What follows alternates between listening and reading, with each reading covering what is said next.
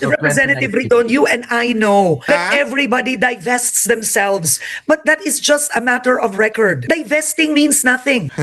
Divesting means nothing. Wala daw yun. Sabi niya, alam naman natin, huwag tayo maglokohan. Ang pagda-divest ko, no? Wala yan, hindi totoo yan. Yan ay kuro-kuro lang. So, wag na tayo magpalusot. Hindi, tama nga naman sa tingin ko opinion ko lamang ito. Madali alam mo yon. Halimbawa, di ba? Sasabihin mo, hindi na ako yan, part. Pero, meron nga tayong narinig. Hindi ako sure kung totoo ito Tanong natin sa mga taong bayan o kaya sa mga magagaling mag-research dyan.